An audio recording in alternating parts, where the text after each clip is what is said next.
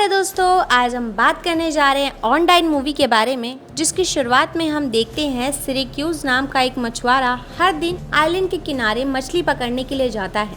एक दिन उसकी जाल में एक लड़की फंस जाती है। वो उस लड़की की मदद करता है और जब वो होश में आती है तो सिरेक्यूज को ये देखकर राहत मिलती है कि उस लड़की को कोई भी नुकसान नहीं हुआ है। हालांकि वो काफी अजीब व्यवहार करती है और हॉस्पिटल जाने से भी मना कर देती है, यहाँ तक कि उसे अपना नाम भी याद नहीं आ रहा था। फिर सिरेक्यूज उसे अपनी मॉम के घर ले जाता है, जो कि पहले ही मर चुकी है, जहाँ पर वो उसे कुछ सैंडविच देता है और सुझाव देता है कि वो कुछ समय के लिए वहाँ रहे, क्योंकि उसे अपनी बेटी एनी से मिलने के लिए जाना है, जो कि उसकी एक्स वाइफ मोरा के साथ रहती है। और आज उसे एनी को डायलिसिस के लिए ले जाना है। जब एनी की डायलिसिस चल रही होती है तो सिरेक्यूज उसे एक मछुआरे की कहानी सुनाता है, जिसने समुद्र से एक लड़की को पकड़ा था। एनी बताती है कि वो जरूर सेल्की है, जिसके बारे में उसने स्कूल में पढ़ा था। कभी कभी वो किनारे पर आ जाती हैं जब तक कि समुद्र उन्हें वापस नहीं बुला लेता। इसके बाद सिरेक्यूज एनी को वापस उसकी मॉम के पास ले जाता है, लेकिन उसकी मॉम तुरंत सिरेक्यूज से उनकी बेटी के लिए नई किडनी के बारे में डॉक्टर से बात ना करने के लिए गुस्सा हो जाती है। अगली सुबह सिरेक्यूज को वो लड़की नदी के में कपड़े धोती हुई मिलती है, जो किसी अनजान भाषा में गा रही होती है।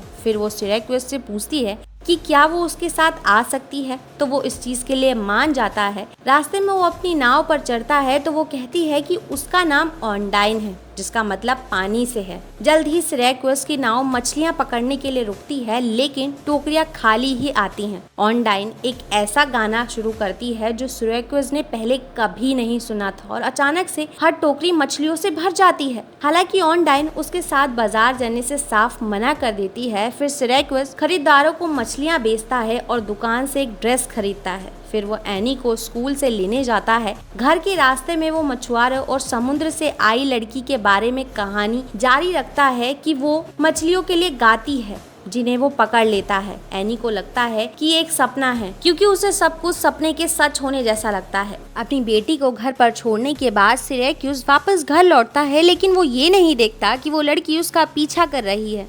जब वो घर पहुंचता है तो वो ऑनडाइन को कुछ कपड़े और खाना देता है। पूछता है कि वो उसके घर में कब तक रहेगी। ये सुनकर वो कहती है कि ये उस पर निर्भर करता है। सिरेक्यूज फैसला करता है कि वो हमेशा फेरी टेल की तरह खुशी खुशी उसके साथ रहेगी। जिसके बाद एनी लाइब्रेरी जाती है और सेल्की के बारे में किताबें मांगती है। इस बीच सिरेक्यूज चर्च में जाकर एक्सेप्ट करता है कि वो शराबी है। हालांकि उसने 2 साल से शराब नहीं पी है। हाल ही में उसे एक सपना आया, जिसमें वो अपनी एक्स वाइफ के नए पति एलेक्स के अंतिम संस्कार यानी फ्यूनरल में शामिल होता है। पादरी उसे एक मनोवैज्ञानिक से मिलने की सलाह देता है, लेकिन सिरेक्यूज उसे याद दिलाता है कि ये सारी बातें उसे सीक्रेट रखनी है, और बताता है कि उसने अपने जाल से एक लड़की को पानी से बाहर निकाला था। अब वो उसे बाकी सभी से छिपा रहा है। पादरी उसे ग्रुप प्रेयर में आने के लिए कहता है, क्योंकि उसके पास और कोई भी रास्ता नहीं था। इस बीच एनी सेल्की के बारे में फैली बातों के बारे में पढ़ रही होती है। ऑनडाइन कॉटेज को साफ करती है और फिर सिरेक्यूज द्वारा उसके लिए लाई नई नई चीजों को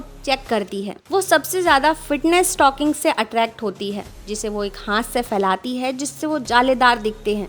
अगले दिन एनी अपनी दादी के कॉटेज में जाती है और ऑनडाइन को देखती है, जो नहा रही होती है। एनी उसके पास पहुंचती है और कहती है कि वो मछुआरे और सेल्की के बारे में पूरी कहानी जानती है, जो कोई फेरी टेल नहीं है। एनी उसे अपनी बीमारी के बारे में भी बताती है और उसे ठीक करने के लिए कहती है, लेकिन ऑनडाइन कहती है कि वो जादू नहीं जानती। इसलिए एनी बहुत सारे सवाल पूछती है और ऑनडाइन को ये चीज़ बहुत पसंद आती है। एनी उसे हमेशा सच बोलने के लिए कहती है, वरना दोस्ती का क्या मतलब है। एनी ने किताबों से सेल्की के बारे में जो कुछ भी सीखा है वो सब उसे बताती है कि वो कई सालों तक जमीन पर रह सकते हैं, जबकि उन्हें किसी इंसान के साथ खुशी ना मिल जाए। फिर वो अचानक अपनी माँ को याद करते हुए एनी घर जाने की तैयारी करती है और ऑनडाइन उससे फिर से वापस आने के लिए कहती है। इस बीच एनी पड़ोस के बच्चों से मिलती है, जो अपनी बाइक दिखाते हैं, और वो लड़कियों में एक को वो अपनी व्हीलचेयर खेलने के लिए देती है। बच्चे एनी को छोड़ देते हैं और उसे घर लौटना पड़ता है, जहाँ उसकी मुलाकात एलेक्स से होती है, जो उसकी व्हीलचेयर की बैटरी रिचार्ज कर देता है। इस बीच सिरेक्यूज खाड़ी के बीच में एक पॉन्टून पर ऑनडाइन को पाता है और उसे अपनी नाव पर वापस ले जाने के लिए कहता है। वो उसे टीलर पकड़ने के लिए भी कहता है, लेकिन जब एक घूम रही पुलिस की बोट तेजी से गुजरती है तो ऑनडाइन छुप जाती है और अपने पैर से नाव चलाती है। सिरैक्यूज उसे चिढ़ाते हुए कहता है कि वो अपने पैरों से ठीक से काम करती है। जैसे ही वो अपना जाल खींचता है और पाता है कि ये सैल्मन से भरा हुआ है, जिसे उसके जाल आमतौर पर नहीं पकड़ सकते हैं।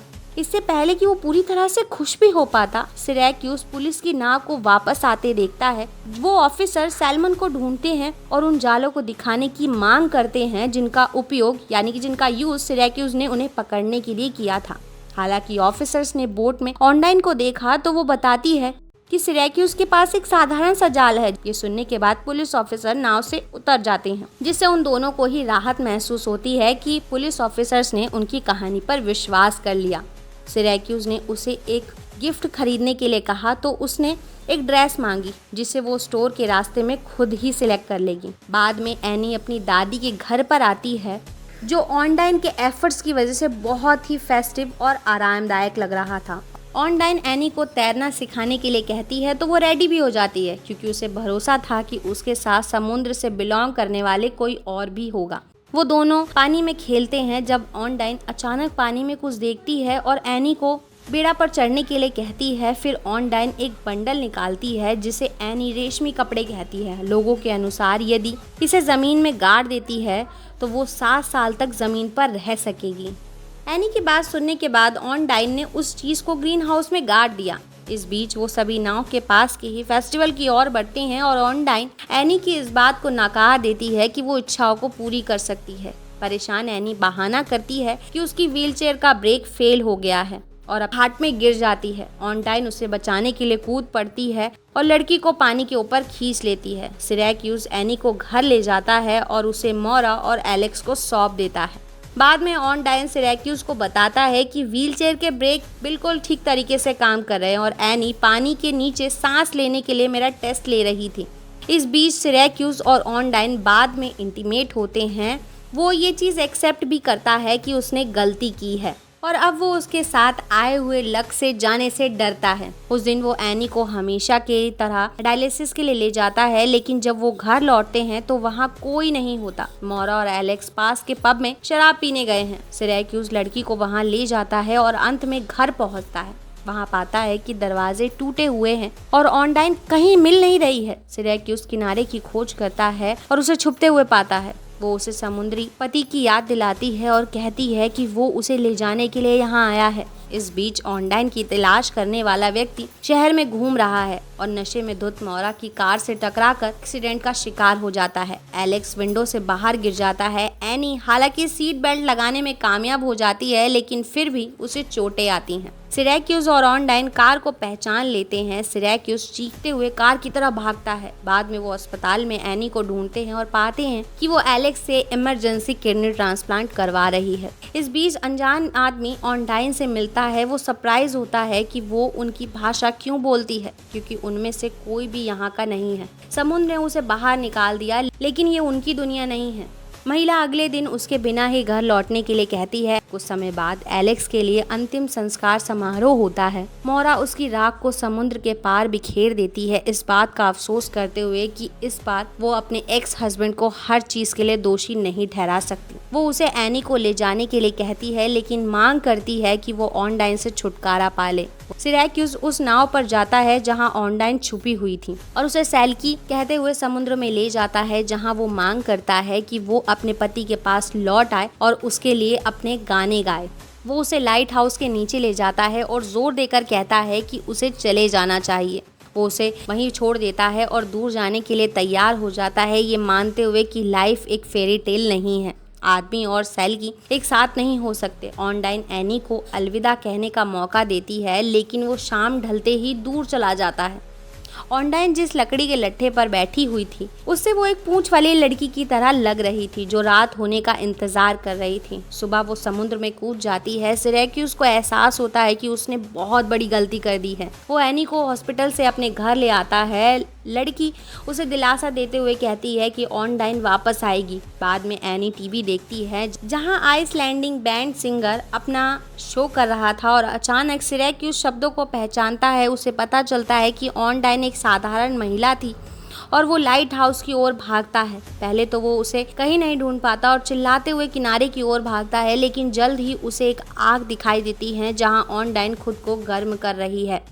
सबसे पहले वो कहती है कि वो एक समुद्री जीव है, लेकिन सिरैक्यूज ने सच बोलने के लिए कहता है तो ऑनडाइन ने स्वीकार किया कि वो एक कुरियर थी जो रोमानिया से अवैध चीज़ें पहुंचाती थी। एक दिन वो उन चीज़ों से भरे बैग के साथ नाव में थी जब पुलिस ने उसे घेर लिया और गार्ड ने उसे पानी में फेंक दिया क्योंकि वो तैर नहीं सकता था, और इसी वजह से वो तब तक तैरती रही जब तक वो थक नहीं गई। फिर वो डूब गई, लेकिन वो सिरैक्यूज के जाल में फंस गई। वो लड़की उसे अपना असली नाम आयोवा बताती है। मछुआरा उसे घर ले जाता है जहां अपराधी पहले से ही किसी को बंधक बनाकर इंतजार कर रहे होते हैं। सिरैक्यूज उनसे लड़ने की कोशिश करता है, लेकिन वो हथियार लिए हुए लोगों से निपट नहीं पाता। लड़की ने उन्हें ग्रीन हाउस में दबे सूखे कपड़ों के बारे में कहानी सुनाई और उन आदमियों से उस जगह को ढूंढने की मांग की। हर कोई सामान खोदने के लिए ग्रीन हाउस की ओर जाता है, लेकिन उन्हें कुछ नहीं मिलता क्योंकि एनी ने सूख के कपड़े छुपा दिए हैं। दूसरी तरफ ऑनडाइन एनी के साथ रहने का वादा करती है और ये एक्सेप्ट करती है कि उसने लॉबस्टर में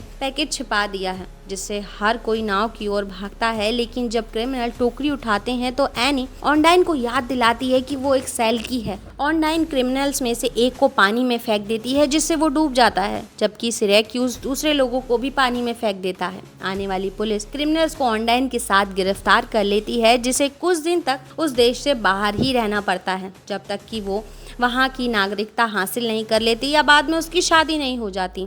एनी ने ये भी एक्सेप्ट किया और कहा कि उसके पिता जल्द ही शादी करने वाले हैं। एंड में हम देखते हैं कि सफ़ेद ड्रेस में एक लड़की और सूट में एक मछुआरा हनीमून के लिए अपनी नाव में रवाना होते हैं, और इसी के साथ ये मूवी यहाँ खत्म हो जाती है। दोस्तों, उम्मीद करती हूँ आप लोगों को इसकी स्टोरी और एक्सप्लेनेशन दोनों ही चीज़ पसंद आई होगी, और पसंद आई हो तो प्लीज़ चैनल को सब्सक्राइब करके वीडियो को लाइक करना, वीडियो को शेयर करना और वीडियो पे कमेंट्स करना बिल्कुल भी मत भूलिएगा। And thanks for coming and watching.